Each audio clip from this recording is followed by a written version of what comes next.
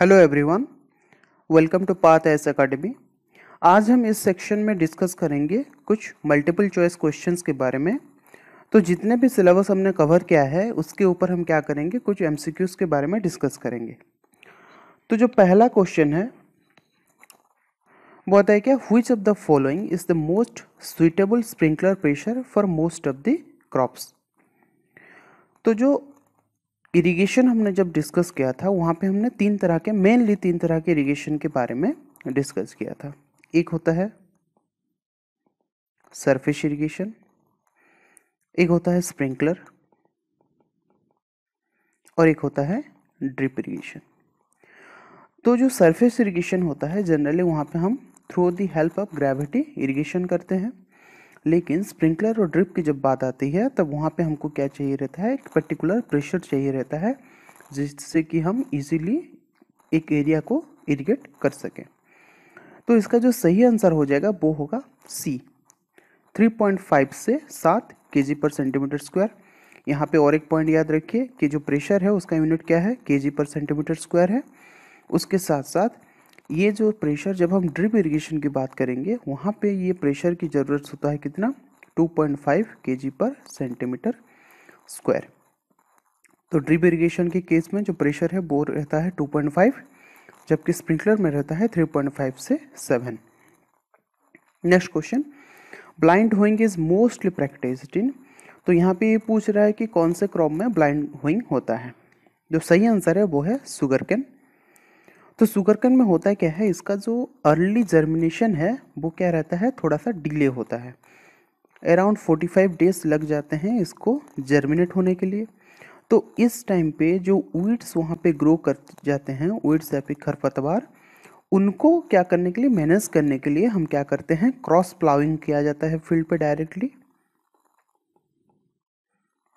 Cross ploughing वहाँ पे किया जाता है और उसको कहा जाता है ब्लाइंड होइंग। ब्लाइंड मतलब बिना देखे कुछ हम क्या कर रहे हैं, होइंग कर रहे हैं। तो यह यहाँ पे किया जाता है और ये होता है कहाँ पर, सुगर केन पे होता है। इसके अलावा हम और कुछ पॉइंट्स देखते हैं। जैसे टोबैको की बात करें तो टोबैको में क्या होता है, रैबिंग होता है। रैबिंग मतलब क्या करते हैं, वहाँ पे जो रेसिड्यू बच जाते हैं उसको आग जला के क्या किया जाता है, डिस्पोज किया जाता है, उसको कहा जाता है रैबिंग। एक आता है टर्म क्योरिंग।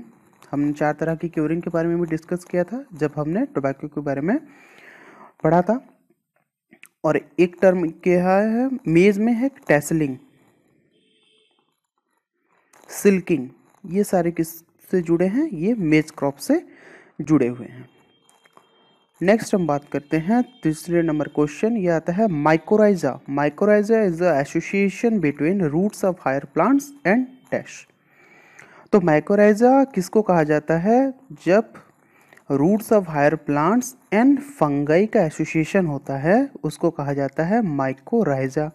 और ये जो एसोसिएशन होता है ये कैसा एसोसिएशन होता है, ये होता है सिम्बायोटिक एसोसिएशन होता है। तो दोनों जो पार्टिसिपेटिंग ऑर्गेनिज्म होते हैं, दोनों को फ़ायदा मिलता है, एक दूसरे से फ़ायदा मिलता है। तो यहाँ पे साइन क्या हो जाएगा, दोनों का पॉजिटिव साइन रहता है, मतलब इसको भी इससे फ़ायदा मिलेगा और इसको भी इससे फ़ायदा मिलेगा। तो इसको कहा जाता है क्या, माइकोराइजा। इसका अलावा और एक टर्म याद रखिए, लाइकेंस। लाइकेंस किसको कहा जाता है, ये एसोसिएशन होता है आल्गाई प्लस फंगाई। तो यहाँ पे भी जो दोनों ऑर्गेनिज्म है यहाँ पे भी क्या होता है, सिम्बायोटिक एसोसिएशन होता है, मतलब दोनों पॉजिटिव साइन रहेंगे, इससे भी इसको फायदा मिल रहा है और फंगाई को आल्गी से भी फायदा मिल रहा है। तो ये हो जाते हैं क्या, लाइकेंस। आल्गाई प्लस फंगाई जब होगा, एसोसिएशन होगा, उसको कहा जाता है लाइकेंस। अगले क्वेश्चन के आगे बढ़ते हैं, वो होता है 4th नंबर क्वेश्चन है क्या, the failure of viable seeds to germinate under favourable condition is called as. हमको पता है कि हमारे पास क्या है, फेवरेबल कंडीशन है, मतलब हमारे पास टेम्परेचर है, एरेशन है, मॉइस्चर है, सारे जो ग्रोथ फैक्टर्स जो जर्मिनेशन के लिए रिक्वायर्ड हैं सारे चीज़ें हमारे पास हैं। लेकिन फिर भी क्या होता है, हमारा जर्मिनेशन नहीं हो पाता है, उसको कहा जाता है डोरमेंसी। और हमने और भी डिस्कस किया था क्या, 3 तरह के डोरमेंसी होते हैं, एक होता है इनेट, एक होता है इंड्यूस्ड और एक होता है एनफोर्स्ड। 3 तरह के डोरमेंसी होते हैं। अगला question, 2021 is celebrated as year of, तो यहाँ पे पूछ रहा है कि यूएन यूनाइटेड नेशंस क्या करता है, हर साल को कुछ ईयर के नाम से, इंटरनेशनल ईयर के नाम से डिजिग्नेट करता है।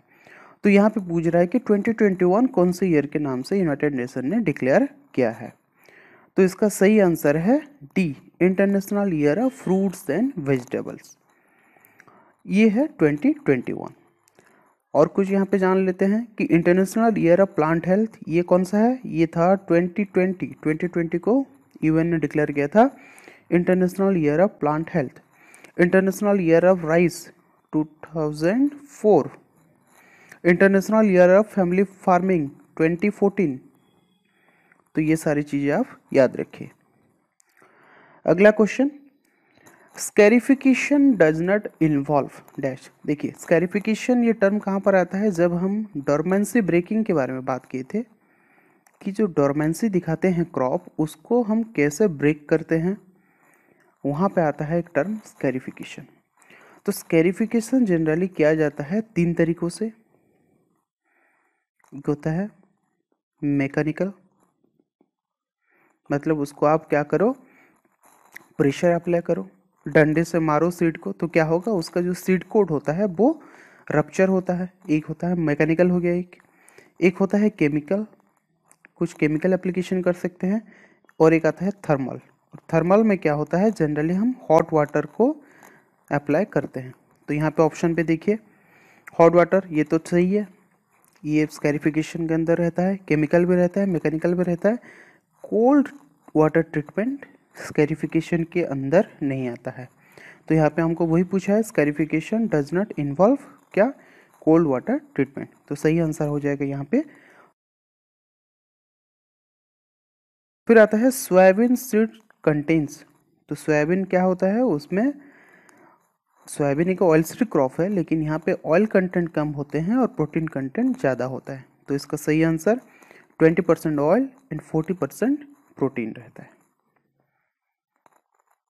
Question number 8, who is the father of soil testing techniques.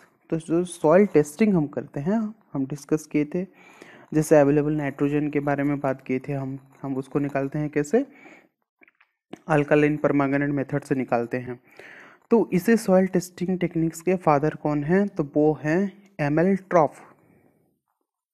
ML ट्रॉफ हैं, TROUGH, एमएल ट्रॉफ हैं इसके फादर।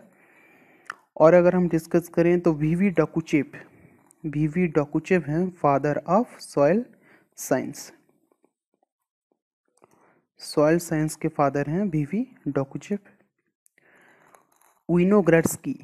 विनोग्रेड्स्की हैं father of soil microbiology. Next question की तरफ बढ़ते हैं। Question number 9, particle density. तो पार्टिकल डेंसिटी का फॉर्मूला क्या होता है, स्ट्रेट क्वेश्चन है। देखिए पार्टिकल डेंसिटी क्या होता है, वेट ऑफ ड्राई सॉइल,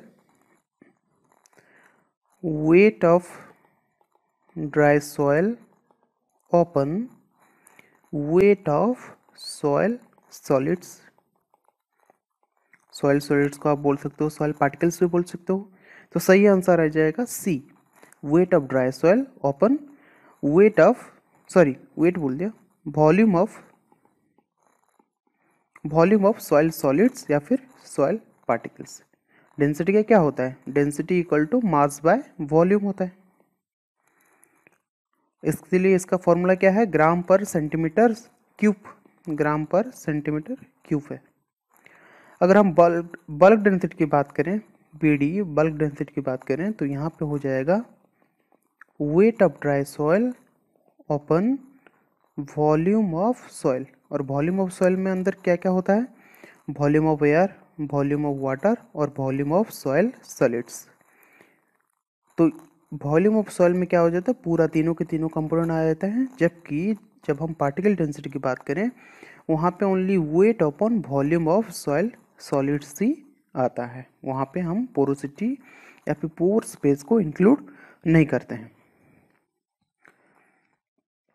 अगला क्वेश्चन नंबर 10, C4 प्लांट्स में first stable product of photosynthesis क्या होता है? तो हमको पता है ये क्या होता है, oxalo acetic acid, oxalo acetic acid होता है। तो सही आंसर हो जाएगा BOAA, ये होता है 4 कार्बन कंपाउंड, जबकि C3 साइकिल में उसका फर्स्ट स्टेबल प्रोडक्ट होता है phosphoglyceric acid, PGA 3 carbon compound होता है। फिर आता है tag colour of nucleus seed. तो tag colour of nucleus seed, देखिए हमने डिस्कस किया था कि इंडियन सिस्टम में जनरली 4 तरह के सीड्स होते हैं। एक होता है न्यूक्लियस, फिर आते हैं ब्रीडर सीड, फिर आता है फाउंडेशन सीड, और फिर आता है सर्टिफाइड सीड। तो न्यूक्लियर सीड जो होता है वो ब्रीडर खुद, जो साइंटिस्ट है, जो ब्रीडर है, वो खुद ही प्रोड्यूस करता है। तो न्यूक्लियर सीड में किसी भी तरह के टैग कलर यूज नहीं होता है। तो यहाँ पे सही आंसर हो जाएगा नॉन ऑफ दिस। इसके अलावा जानते हैं ब्रीडर सीड में क्या होता है, यूज करते हैं हम गोल्डन येलो। ब्रीडर सीड में जो टैग यूज होता है वो होता है गोल्डन येलो। फाउंडेशन सीड में जो टैग यूज होता है वो होता है वाइट, फाउंडेशन सीड में क्या होता है, वाइट यूज होता है। और जो सर्टिफाइड सीड में जो टैग यूज होता है वो होता है ब्लू, कभी कभी इसको कहा जाता है एज्योर ब्लू, ब्लू या फिर एज्योर ब्लू। नेक्स्ट क्वेश्चन,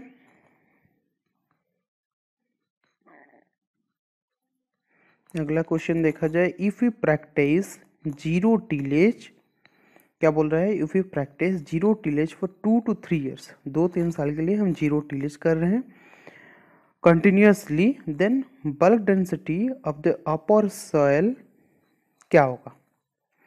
देखिए जीरो टिलेज में क्या होता है, हम करते हैं 2 तरह के टिलेज, एक होता है प्राइमरी टिलेज, एक होता है सेकेंडरी टिलेज। तो जीरो टिलेज में क्या करते हैं, हम दोनों टिलेज को बंद कर देते हैं। तो क्या करते हैं, जमीन को जहाँ पर जिस रो पे हम बस सीड को सोइंग करेंगे उसी रो को ही बस हम क्या करते हैं, टिलेज करते हैं। तो अगर हम जीरो टिलेज 2-3 साल तक नहीं कर रहे हैं तो होगा क्या, फॉर्मूला देखिए, बल्क डेंसिटी का क्या मतलब होता है, मास अपॉन वॉल्यूम। तो अगर सॉइल में आप क्या कर रहे हो, टिलेज नहीं कर रहे हो, मतलब फील्ड का जुताई नहीं कर रहे हो, तो इसमें क्या होगा, आपका जो वॉल्यूम होगा सॉइल का वो डिक्रीज कर जाएगा। वॉल्यूम क्या होगा, डिक्रीज कर जाएगा। अगर वॉल्यूम डिक्रीज करेगा तो बल्क डेंसिटी क्या होगा, इंक्रीज करेगा। तो यहाँ पे सही आंसर हो जाएगा इंक्रीजेस।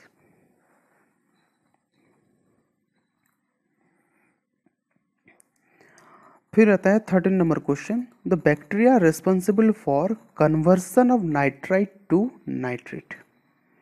देखिए यहाँ पे हमको पूरा प्रोसेस देख लेते हैं। एमोनिया, एमोनिया से बनता है क्या, नाइट्रेट, नाइट्रेट से बनता है क्या, नाइट्रेट, या फिर NO3 माइनस बोल दो, इसको बोल दो NO2 माइनस, NH3। तो इसमें कौन कौन से बैक्टीरिया का इन्वॉल्वमेंट रहता है, यहाँ से हर एग्जाम में एक क्वेश्चन जरूर आता है। तो एमोनिया से अगर नाइट्रेट में जा रहे हो तो यहाँ पे इन्वॉल्वमेंट रहेगा नाइट्रोसोमोनास का, और जब आप नाइट्रेट से नाइट्रेट पे जाओगे यहाँ पे इन्वॉल्वमेंट रहेगा नाइट्रोबैक्टर का। ये आप याद रख लो, नाइट्रोसोमोनास नाइट्रोबैक्टर सीक्वेंस में आएंगे, एमोनिया नाइट्रेट नाइट्रेट। पहला इन्वॉल्वमेंट रहेगा नाइट्रोसोमोनास का, सेकंड में इन्वॉल्वमेंट रहेगा नाइट्रोबैक्टर का। तो इस क्वेश्चन के लिए हमारा सही आंसर हो जाएगा बी, नाइट्रोबैक्टर। अगला question, trap cropping is A next method of insect control. देखिए ट्रैप क्रॉप क्या होता है, कभी भी हम किसी की खेती करते हैं तो क्या करते हैं, जनरली फार्मर जो इंसेक्ट का अटैक होता है उसको कंट्रोल करने के लिए क्या करते हैं, 2-3 रो ऑफ ऐसा क्रॉप लगाएंगे जिस क्रॉप को कि वो इंसेक्ट ज़्यादा अट्रैक्ट होके चला जाएगा। तो इसके वजह से क्या होगा, उनका मेन क्रॉप जो है वो बच जाएगा इंसेक्ट अटैक से। इसी जो बॉर्डर पे जो लगाते हैं दूसरे क्रॉप को, उसको कहा जाता है ट्रैप क्रॉपिंग, ट्रैप करना, इंसेक्ट को ट्रैप करना। तो ये होता है क्या, ये होता है कल्चरल मेथड होता है, cultural method of insect control होता है। Next question 15 number. यहाँ पे हमको पूछा गया है कि हमारा जो IW/CP रेशियो है उसके बारे में पूछा गया है। ऐसा एक क्वेश्चन हम जब क्लास कर रहे थे उस टाइम भी डिस्कस किए थे। इसको अभी हम सॉल्व कर लेते हैं कि हमारा जो IW/CP रेशियो है यहाँ पे दिया है 0.5, वाटर टेबल का डेप्थ दिया है 5 सेंटीमीटर, देन CP कितना होगा वो पूछ रहा है। तो देखिए IW/CP रेशियो कितना दिया है, 0.5 दिया है। IW दे दिया है, इरिगेशन वाटर का डेप्थ कितना दिया है, 5 सेंटीमीटर दिया है। 5 centimetre open CPE equal to 0.5। यहाँ से आसानी से मैं CP निकाल सकता हूँ। CP इज इक्वल टू, ये इधर चला जाएगा, ये इधर चला आएगा, 5 सेंटीमीटर ओपन 0.5, तो ये कितना हो जाएगा, 10 सेंटीमीटर। ठीक है,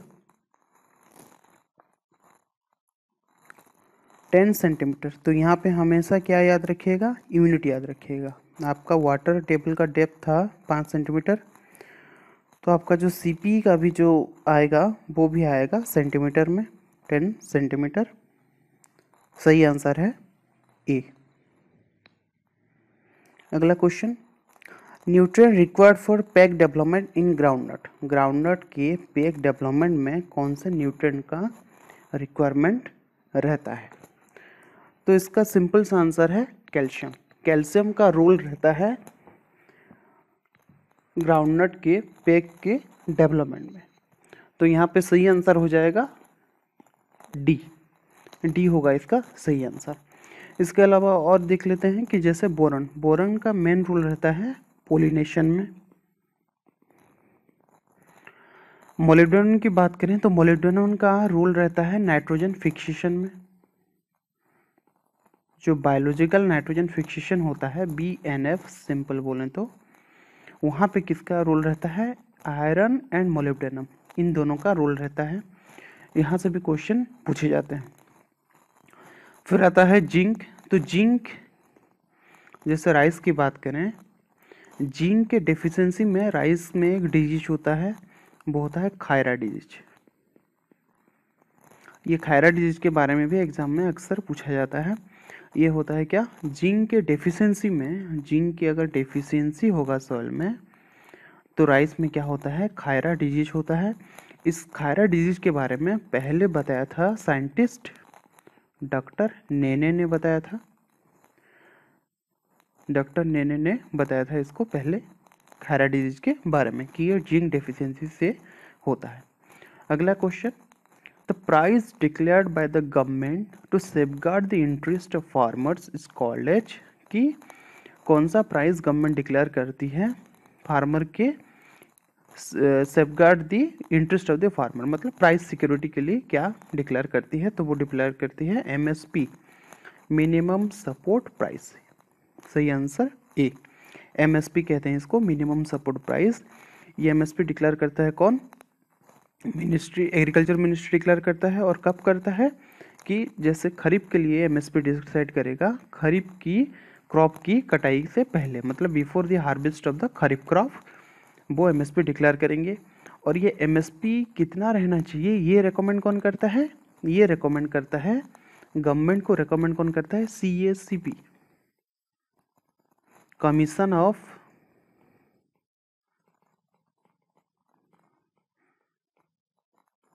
agricultural cost and prices. Commission of agricultural cost and prices क्या करता है, डिफरेंट फैक्टर्स को देख के ये MSP डिसाइड करता है और गवर्नमेंट को रेकमेंड करता है। अभी के टाइम में जो खरीफ में धान का कटाई चलेगा तो उसका MSP रखा गया है 1868। Indian rupees. ठीक है, ये हो गया 17 का सही आंसर हो गया ए, मिनिमम सपोर्ट प्राइस। फिर बात करते हैं बायोलोफॉस इज एन डैश। तो बायोलोफॉस क्या है? ये एक है बायो हर्बिसाइड। देखिए हर्बिसाइड के बारे में हम डिसाइड किए थे, पढ़े थे क्या? हर्बिसाइड क्या होते हैं? केमिकल कंपाउंड्स होते हैं जिसको हम क्या करते हैं, फील्ड में स्प्रे करते हैं या फिर छिड़कते हैं। तो बायो हर्बिसाइड क्या होते हैं? ये भी सेम, लेकिन यहाँ पे केमिकल्स नहीं रहते हैं, यहाँ पे रहते हैं कुछ ऑर्गेनिजम्स रहते हैं, बैक्टीरिया रहता है, फंगाई रहते हैं, उनको क्या करते हैं हम फील्ड में स्प्रे करते हैं। तो जैसे हर्बिसाइड्स क्या करते थे, हमारे एनवायरनमेंट को ख़राब करते थे, पोल्यूटेड करते थे, लेकिन बायो हर्बिसाइड वैसा नहीं करेंगे, पोल्यूट नहीं करेंगे एनवायरनमेंट को। तो बायोलोफॉस क्या है? ये एक हर्बिसाइड है, मतलब ये एक बायो हर्बिसाइड है, इसको क्या कहेंगे, बायो हर्बिसाइड। और भी कुछ बायो हर्बिसाइड के नाम याद रखिए, डिवाइन, कोलेगो, बायोमाल, ये सारे क्या हैं, बायो हर्बिसाइड्स हैं जो कि मार्केट में अवेलेबल हैं। नेक्स्ट क्वेश्चन, एक farming where more than 50% of the recipient is derived from single enterprise is called H। तो ऐसा एक फार्मिंग है जहाँ पर मोर देन 50% से ज़्यादा क्या मिल रहा है, हमको मिल रहा है एक सिंगल एंटरप्राइज से हमको मोर देन 50% इनकम मिल रहा है, तो उसको हम कहेंगे स्पेशलाइज्ड फार्मिंग। अगर वो लेस देन 50% होता तो उसको हम कहते हैं डाइवर्सिफाइड फार्मिंग। मतलब कोई भी कंपोनेंट, कोई भी एंटरप्राइज से हमको मोर देन 50% इनकम नहीं मिल रहा है, तो उसी केस में हम उसको कहेंगे डाइवर्सिफाइड फार्मिंग। लेकिन यहाँ पे जो सही आंसर है वो हो जाएगा स्पेशलिस्ट फार्मिंग, क्योंकि हमको मोर देन 50% मिल रहा है एक from a single enterprise. Next question, proportion of sand, silt and clay in soil is known as. Simple सा आंसर है soil texture. Sand, silt and clay का जो प्रोपोर्शन रहता है उसको कहते हैं सॉइल टेक्सचर। और ये सॉइल टेक्सचर जनरली चेंज नहीं होता है सॉइल में। अगर कहीं भी पूछे कि कौन सा इनमें से कौन सा कैरेक्टर जो कि चेंज नहीं होता है, वो होता है सॉइल टेक्सचर। और ये चेंज कब होगा? जब पेरेंट मटेरियल जहाँ से सॉइल बना है वो चेंज हो जाएगा तो वो चेंज हो सकता है, लेकिन सबसे कांस्टेंट कैरेक्टर क्या होता है? Soil texture. ठीक है, अगला क्वेश्चन, इंडियन इकोनॉमी क्या है?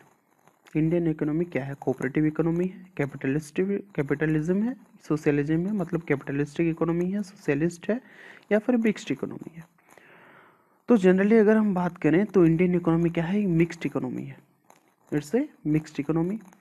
अगर कैपिटलिज्म या फिर कैपिटलिस्ट इकोनॉमी के बारे में बात करें, यहाँ पे जनरली क्या होता है, यहाँ पे ये नहीं देखा जाता कि हमारे जो कंज्यूमर्स हैं उनको क्या चाहिए, नीड ऑफ द कंज्यूमर को यहाँ पे देखा नहीं जाता है। कैपिटलिस्ट इकोनॉमी में यहाँ पे क्या देखा जाता है कि हमारे जो कंज्यूमर हैं ये क्या खरीद सकते हैं, इनके बाइंग पावर को देखा जाता है।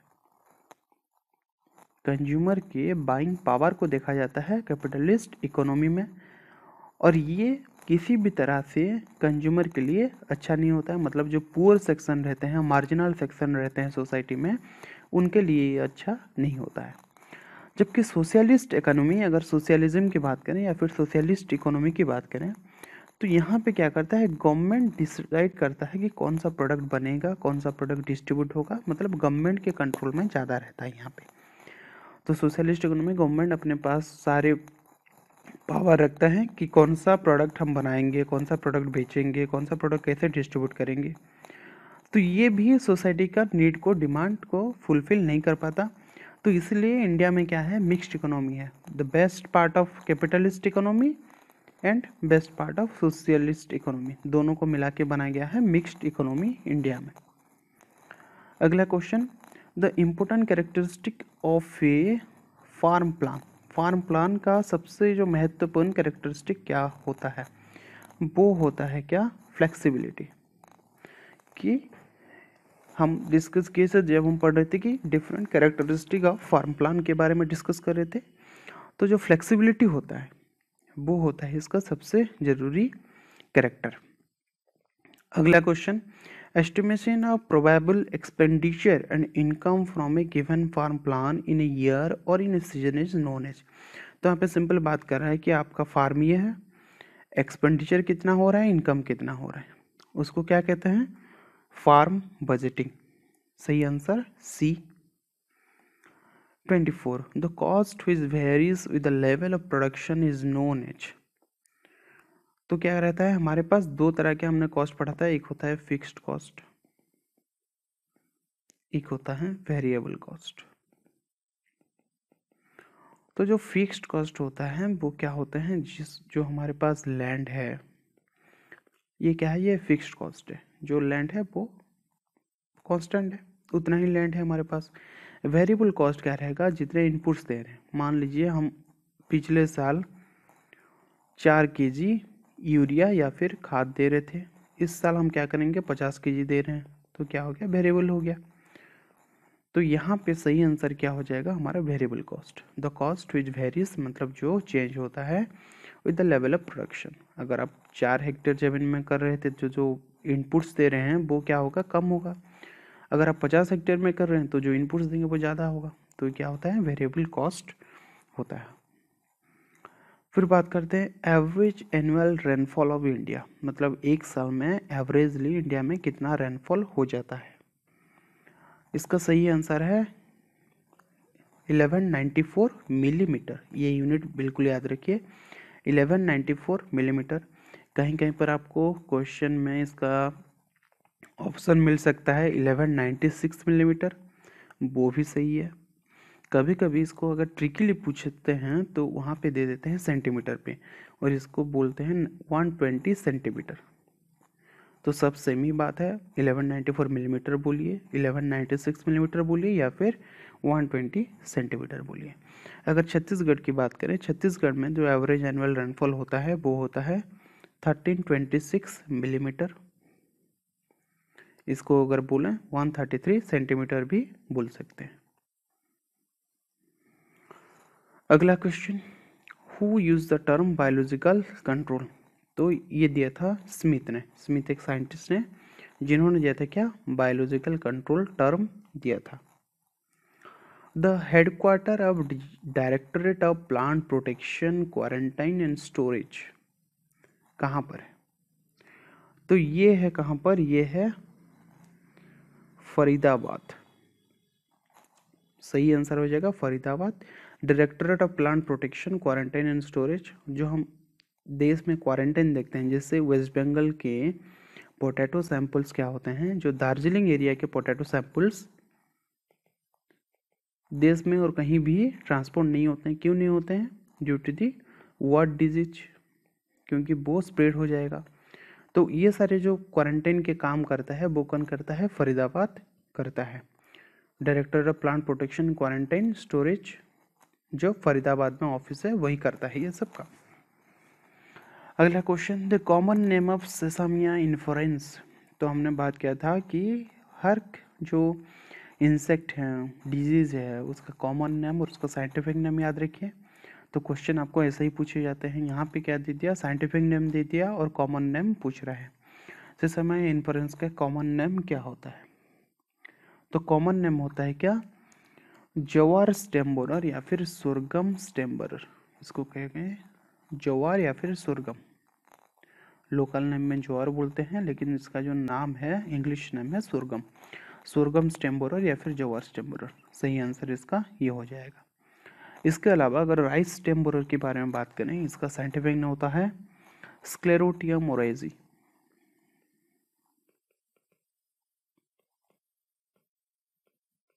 Sclerotium oryzae. Wheat stem borer के बारे में बात करें तो इसका साइंटिफिक नेम होता है पक्सिनिया ग्रामिनीस ट्रिटिसी। आर्मी वर्म के साइंटिफिक नेम के बारे में बात करें, ये होता है स्पोडोप्टेरा। Spodoptera species. ठीक है, नेक्स्ट क्वेश्चन पे चलते हैं। Silver shoot in rice is due to the attack of dash. Silver shoot किसके वजह से होता है? तो इसका जो सही आंसर है वो है राइस गल मिच। ये फ्लाई नहीं है, ये है मिच, याद रखिए, राइस गल मिच, राइस गल मिच। राइस गल मिच का साइंटिफिक नेम होता है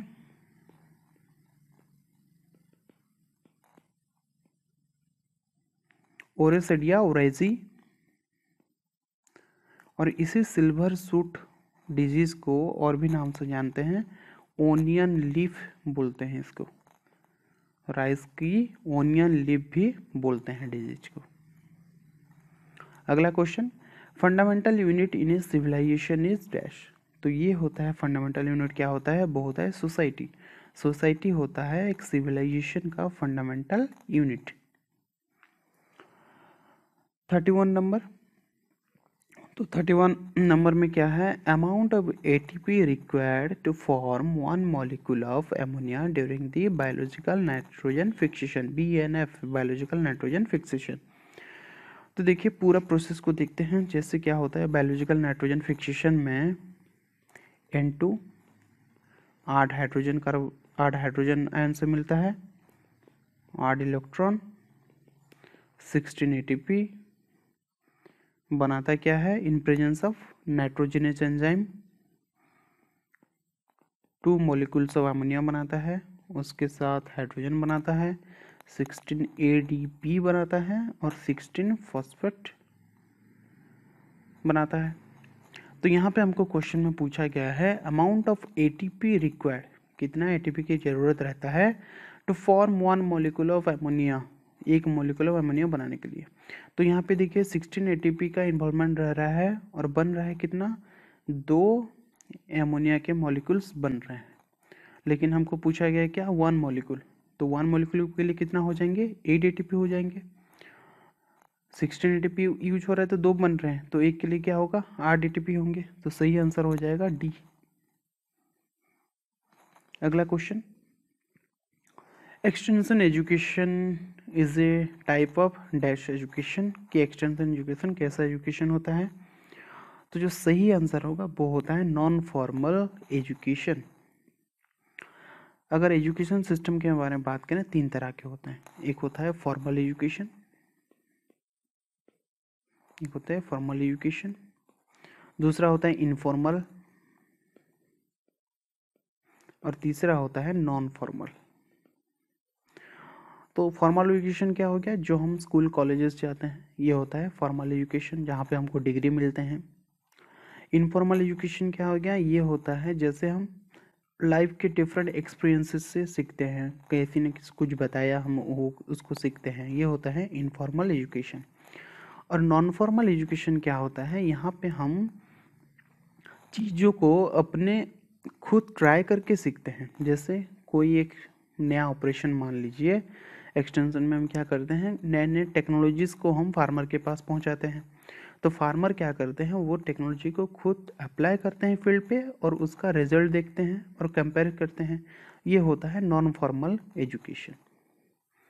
तो ये फॉर्मल एंड इनफॉर्मल से क्या होता है? डिफरेंट होता है, जहाँ पे फार्मर को एक हैंड्स ऑन एक्सपीरियंस मिल जाता है।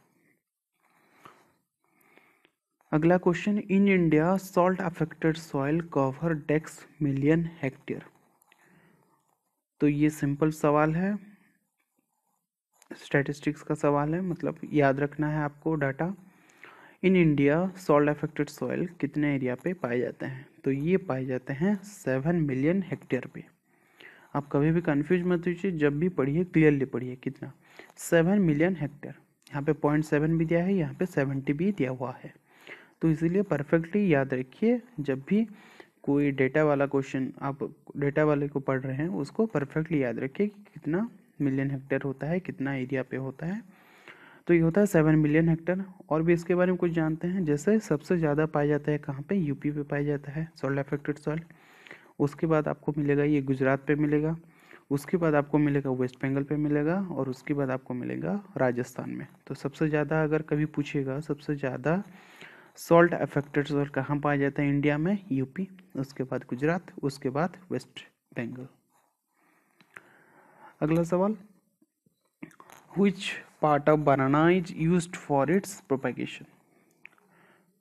तो जब हम बनाना के बारे में डिस्कस कर रहे थे, हम डिस्कस किए थे क्या, इसका सही आंसर है सोड शक्कर। तो बनाना में क्या होता है, दो शक्कर होते हैं, एक होता है वाटर शक्कर और एक होता है सोड शक्कर। तो वाटर शक्कर प्रोपेगेशन के लिए यूज नहीं होता है, सोड शक्कर जो तलवार जैसे होते हैं वो यूज होते हैं इसके प्रोपेगेशन के लिए। तो सही आंसर है 34 का D. Next question, national extension services in India was established in 1953। तो ये भी क्या है, ये भी डेटा वाला क्वेश्चन है। अब इसको याद रखिए कि नेशनल एक्सटेंशन सर्विस जो शुरू हुआ था इंडिया में 1953 में हुआ था। एग्जैक्टली बोले तो 2 अक्टूबर पे 1953 से ये स्टार्ट हुआ था इंडिया में। Next question, gladiolus is propagated by. Gladiolus को हम कैसे प्रोपेगेशन करते हैं, तो इसका सही आंसर है कॉर्म। ग्लैडियोलस को हम थ्रू द कॉर्म प्रोपेगेशन इसका होता है। अगर हम और भी कुछ इसके बारे में जानेंगे, जैसे बल्ब, ये हो गया बल्ब। बल्ब का प्रोपेगेशन कौन कौन से क्रॉप में होता है, ओनियन एंड गार्लिक में क्या करते हैं हम, through the help of bulb हम क्या करते हैं, प्रोपेगेट करते हैं। जैसे पोटैटो में क्या होते हैं, ट्यूबर को हम प्रोपेगेट करते हैं।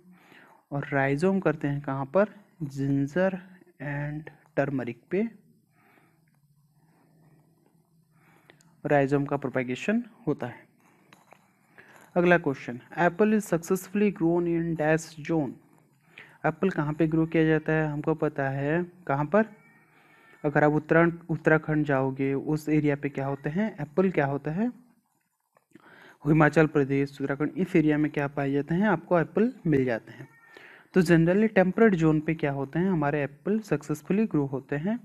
ग्रो तो यहाँ भी हो जाते हैं, लेकिन फ्रूटिंग अच्छे से इतना नहीं आ पाता।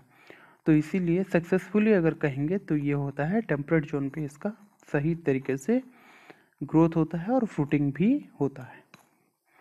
अगला question, mango is commercially propagated by. तो हम जब मैंगो के बारे में डिस्कस किए थे वहाँ पे बताए थे कि इसका कमर्शियल प्रोपेगेशन होता है कैसे, वीनियर ग्राफ्टिंग से, through the help of grafting, और इसको कहते हैं वीनियर ग्राफ्टिंग के तरीके से इसको प्रोपेगेट किया जाता है। नेक्स्ट क्वेश्चन आ जाता है 39, बोर्डेक्स मिक्सचर। तो बोर्डेक्स मिक्सचर क्या है, वाज डिस्कवर्ड बाय। तो इसका सही आंसर है मिलाडेट। मिलाडेट क्या है, एक साइंटिस्ट है। इन्होंने क्या किया था, मिलाडेट ने क्या किया, कॉपर सल्फेट प्लस लाइम को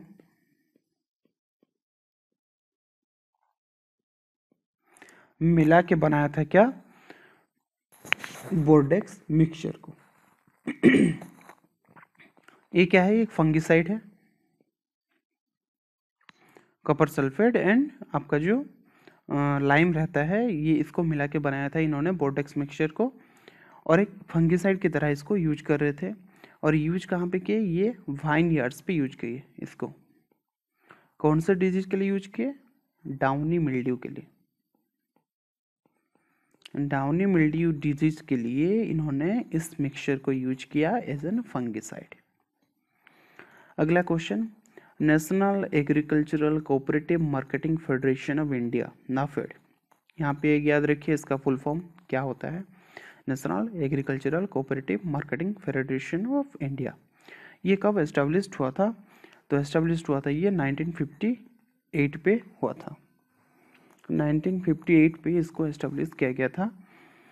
ये याद रखिए, नाफेड का काम क्या होता है, ये प्रोक्योरमेंट करता है। जैसे FCI, food corporation of India, क्या करता है, प्रोक्योरमेंट करता है किसका, फूड ग्रेन्स का, राइस का, व्हीट का, सोरगम का, इसका क्या करता है, प्रोक्योरमेंट करता है। उसी तरह नाफेड क्या करता है, आपके ओनियन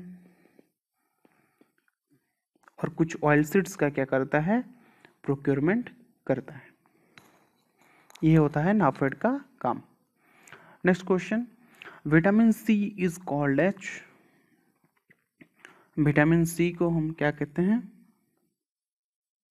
ये होता है ascorbic acid. A ascorbic acid, सही आंसर हो जाएगा ए। विटामिन सी को हम कहते हैं एस्कॉर्बिक एसिड में, इसको दूसरा नाम है एस्कॉर्बिक एसिड। ठीक उसी तरह नियासिन कौन सा है? विटामिन B5 को हम कहते हैं नियासिन। पायरिडोक्सिन कौन है? विटामिन B6 को कहा जाता है, उसका दूसरा नाम है पायरिडोक्सिन। कैल्सीफेरल कौन सा है? विटामिन डी है, उसको कहा जाता है कैल्सीफेरल। अगला सवाल, बैक्टीरिया नोडुलेटिंग सोयाबीन यीस्ट, तो कौन सा बैक्टीरिया रहता है, कौन सा जो स्ट्रेन रहता है वो सोयाबीन क्रॉप में नोडुलेशन करता है? सही आंसर है ब्रैडीरेजोबियम। और भी अगर इसके स्पीसीज के बारे में बात करें, ब्रैडीरेजोबियम जैपोनिकम। जो ब्रैडीरेजोबियम जैपोनिकम रहता है वो सोयाबीन में क्या करता है? नोडुलेशन करता है। जैसे अगर बात करें अल्फा में राइजोबियम मेलिलोटी रहता है जो नोडुलेशन करता है। क्लोवर की बात करें, राइजोबियम लेग्यूमिनोसारम रहता है जो कि नोडुलेशन करता है। अगला सवाल, CFTRI central food technology research institute, it located at dash, ये इसका सही आंसर है मैसूर पे ये इंस्टीट्यूट है। और कुछ याद रखें, Indian institute of horticulture research IIHR, Indian institute of horticulture research, ये पाया जाता है, ये है कहाँ पर? बेंगलोर पे। हैदराबाद पे जैसे बात करें, Indian institute of oilseed research है, Indian institute of rice research है हैदराबाद पे। ICRISAT international crop research institute for semi arid tropics, international crop research institute for semi arid tropics, ये भी कहाँ पर है? हैदराबाद पे है, ये याद रखिए। न्यू दिल्ली पे क्या है? IARI Indian agricultural research institute है, कहाँ पर? न्यू दिल्ली पे है। अगला सवाल,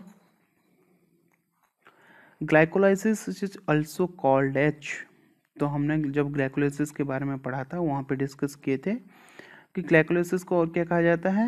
EMP पाथवे कहा जाता है। EMP पाथवे किस लिए कहा जाता है? क्योंकि इसको डिस्कवर किया था एम्बर्डन, मेयरहॉफ एंड प्रनास, 3 साइंटिस्ट थे, एम्बर्डन, मेयरहॉफ एंड प्रनास, इन तीनों ने बताया था ग्लाइकोलाइसिस के पूरे पाथवे को, इसीलिए ग्लाइकोलाइसिस को कहा जाता है क्या? EMP पाथवे कहा जाता है। अगला question, in denitrification the bacterial genus involved are, denitrification में जो बैक्टीरियल जीनस इन्वॉल्व रहते हैं वो कौन कौन से होते हैं? तो यहाँ पे जो सही आंसर है वो है ए, माइक्रोकोकस एंड सीडोमोनास। क्योंकि दूसरे ऑप्शंस को आप देखिए, जैसे नाइट्रोसोमोनास एंड नाइट्रोबैक्टर, ये तो इन्वॉल्वमेंट रहता है इनका नाइट्रिफिकेशन में, बायोलॉजिकल नाइट्रिफिकेशन में इनका इन्वॉल्वमेंट रहता है, नाइट्रिफिकेशन में इन्वॉल्वमेंट रहता है। क्लोस्ट्रीडियम बोलेटस, इनका इन्वॉल्वमेंट नहीं रहता है। एसिडोबैक्टर एस्चेरिया, ये भी नहीं रहता है।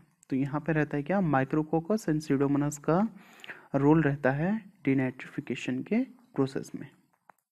और डिनाइट्रिफिकेशन कहाँ पे होता है? ये होता है एनएरोबिक कंडीशन में होता है, जहाँ पर ऑक्सीजन का प्रेजेंस नहीं होता है, वाटर लॉक्ड कंडीशन होता है, वहाँ उसी केस पे क्या होता है? आपका डिनाइट्रिफिकेशन का प्रोसेस होता है।